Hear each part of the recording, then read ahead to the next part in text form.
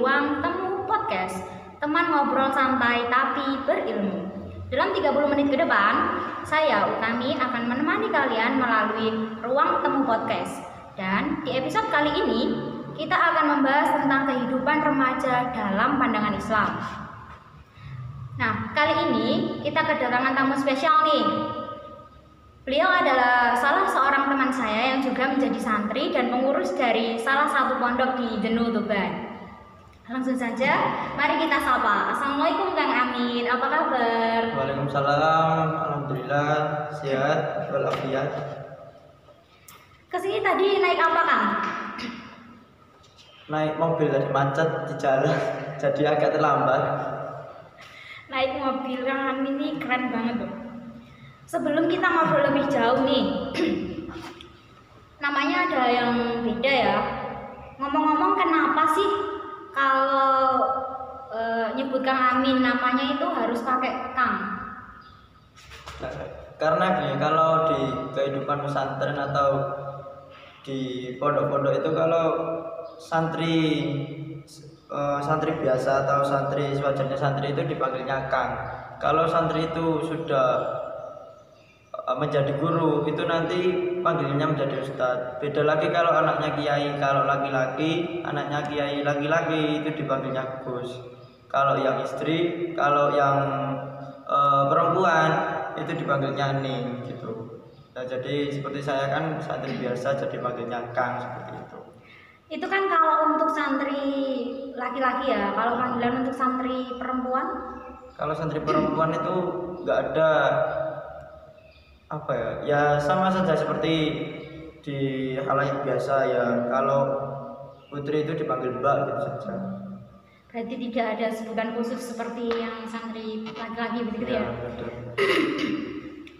Jadi pada episode kali ini tadi udah saya sebutin ya Kang, temanya itu kita bakalan ngobrol tentang kehidupan remaja dalam pandangan Islam atau pesantren. Nah, kayaknya kehidupan pesantren itu kan nggak banyak gitu ya orang yang tahu. Tapi apakah kehidupan di pesantren itu ketat atau bagaimana sih? Sebenarnya kehidupan pesantren masalah ketat dan tidaknya itu tergantung orangnya. Kalau orangnya itu benar-benar niat untuk belajar di pesantren, maka tidak ada perasaan dikekang atau di mondok kok ketat, pesantren kok ketat, itu nggak ada. Yang namanya di pesantren itu pasti kita belajar kedisiplinan, bagaimana caranya mengatur hidup dengan baik, bagaimana caranya menjadi manusia dengan baik gitu. Tidak ada istilah mengekang, itu nggak ada. Berarti tergantung dengan pribadinya ya. Maksudnya kan ada santri yang kerasan atau nggak kerasan gitu. Itu juga tergantung dengan waktu, dengan berjalannya waktu.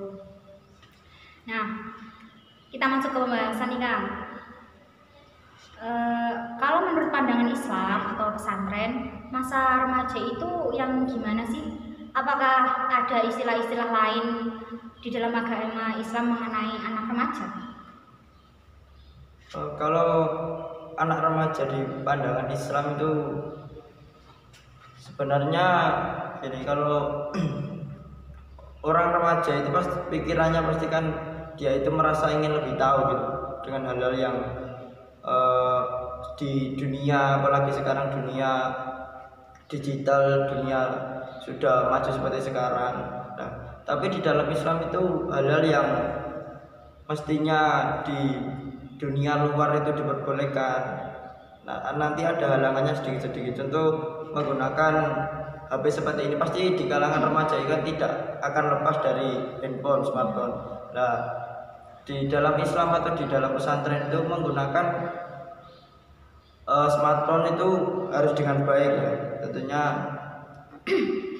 sesuai kebutuhan, tidak harus setiap hari memegang smartphone terus, setiap hari pakai HP. Nah, apalagi kalau bisa HP itu digunakan untuk sesuatu yang bermanfaat, contoh di download aplikasi Al-Quran atau apa, karena kita tidak mungkin di dalam kesibukan kita membawa Quran kemana-mana kan nggak mungkin. Kalau ada di HP ketika perjalanan atau di mana kita bisa membuka Al-Quran tersebut. Nah, jadi remaja itu kalau ada sebuah dalil kan subhanul yaum rijalul buat, pemuda zaman sekarang adalah pemimpin masa depan. Nah, sudah dikatakan seperti itu, maka bagaimanapun kita sebagai remaja itu harus mempersiapkan untuk jenjang yang lebih tinggi. Bagaimana kita bisa menjadi pemimpin di suatu hari dengan benar-benar memimpin yang baik, itu tidak kok sekedar pemimpin, karena banyak sekali orang menjadi pemimpin tapi cara memimpinnya itu tidak benar, seperti itu. Jadi di masa remaja ini kita gunakan waktu untuk mencari bekal untuk kehidupan di masa depan gitu. Jadi pokoknya anak remaja itu harus benar-benar pandai-pandai memilih dan memilah sesuatu yang dihadapi gitu. Oh, jadi kayak gitulah. Tadi kan Kang Amin bilang kalau dalam pemakaian handphone ya. Nah, kalau di pesantren itu apakah diperbolehkan untuk membawa handphone?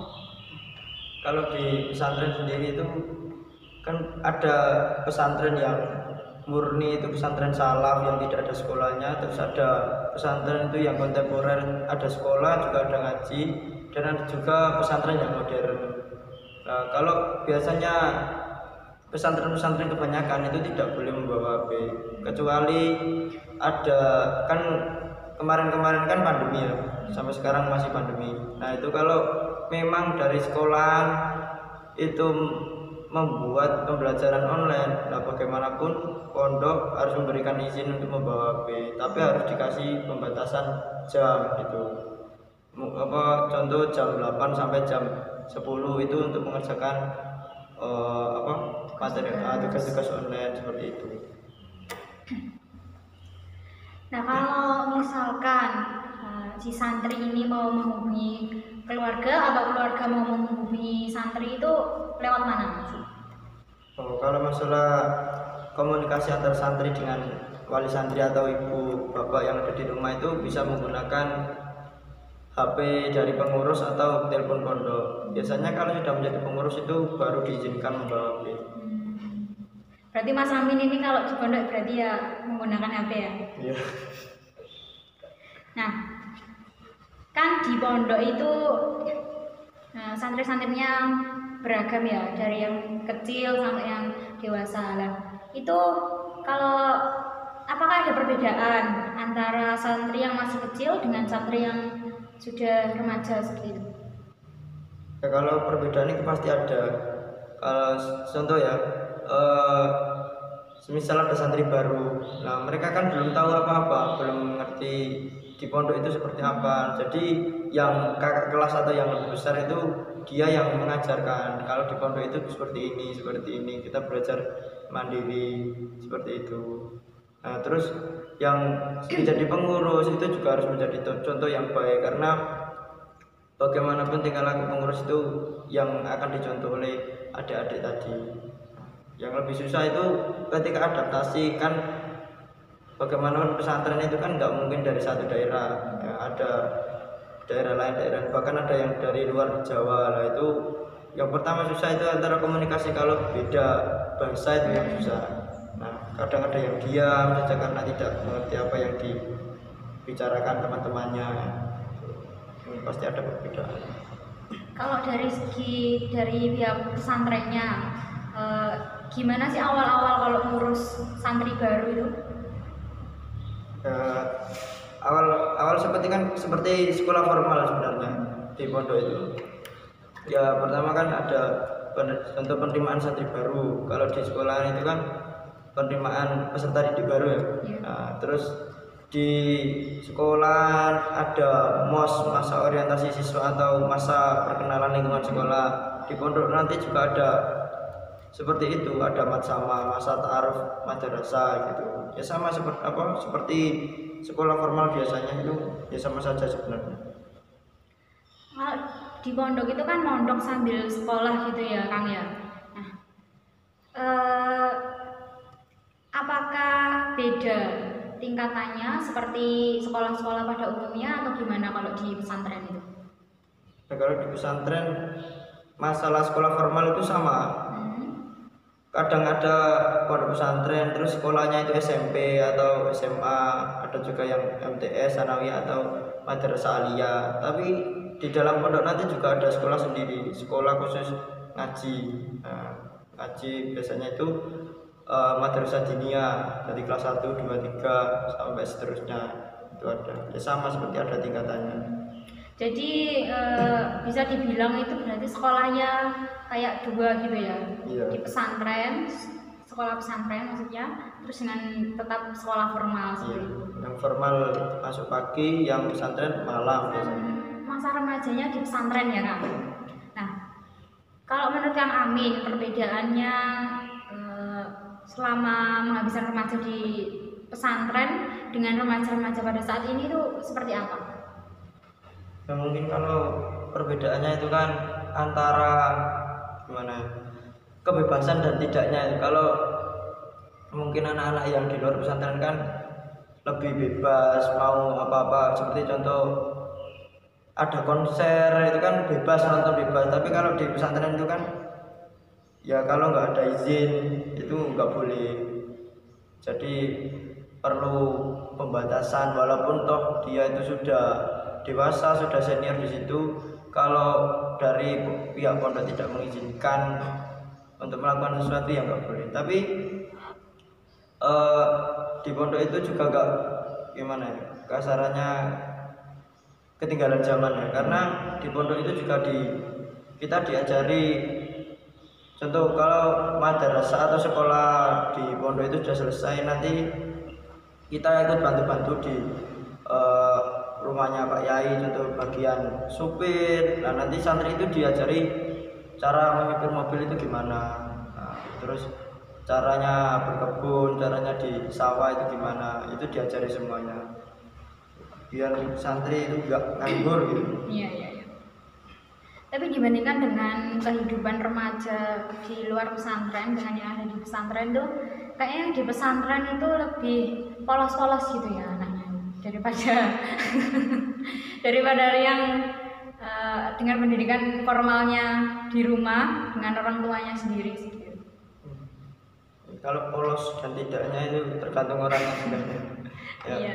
Kan gini, bagaimanapun kalau orang itu sudah dididik dengan baik, sopan santunnya diajarkan mulai kecil, tapi ketika dia keluar dari pesantren kok pergaulannya bebas, ya sama saja nanti dia akan kembali ke bebas lagi.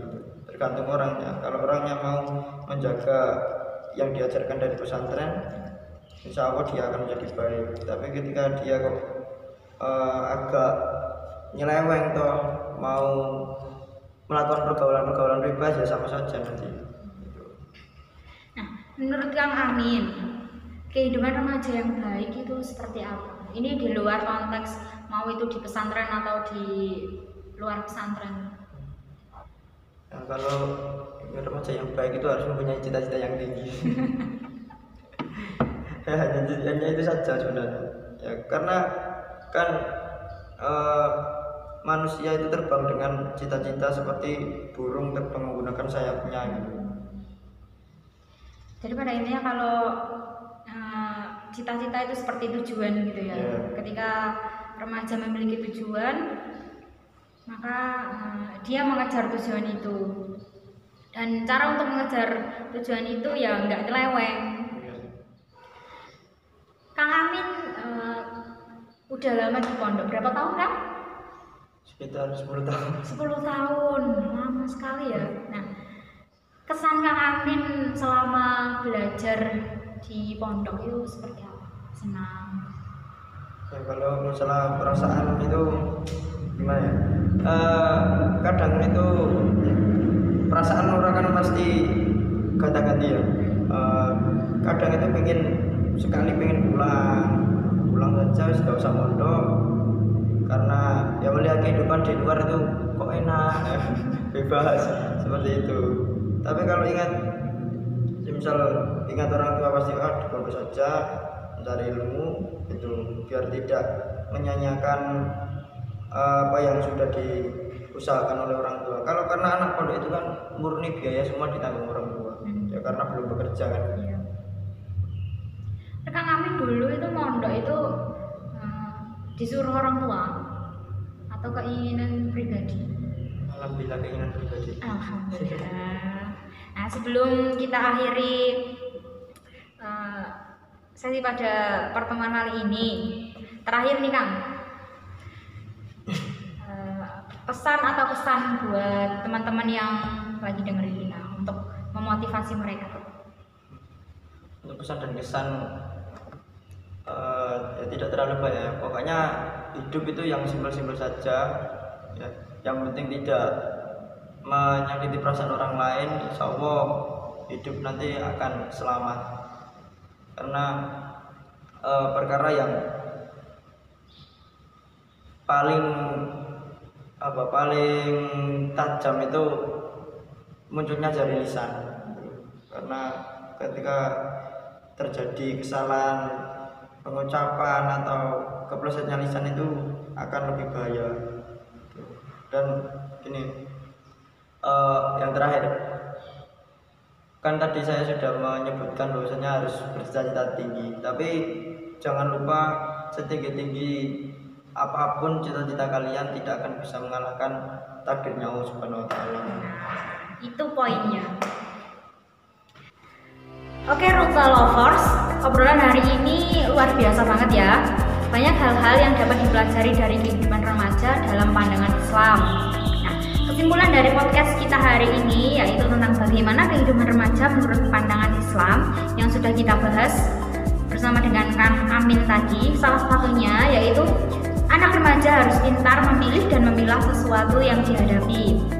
Lalu anak remaja harus punya cita-cita yang tinggi. Tapi jangan lupa, setinggi apapun cita-citamu tidak akan bisa mengalahkan takdir Allah. Oke, gak kerasa ya ternyata waktu kebersamaan kita habis sampai di sini. Semoga teman-teman yang mendapatkan khazanah dan wawasan dari podcast kita kali ini. Apabila ada salah kata, kami mohon maaf. Saya Utami selaku host mengucapkan terima kasih banyak kepada Kang Amin atas kesediaan waktunya karena sudah mau datang ke ruang temu podcast dan sudah mau membagikan ilmunya. Oke, temu lovers, jangan lupa ya untuk follow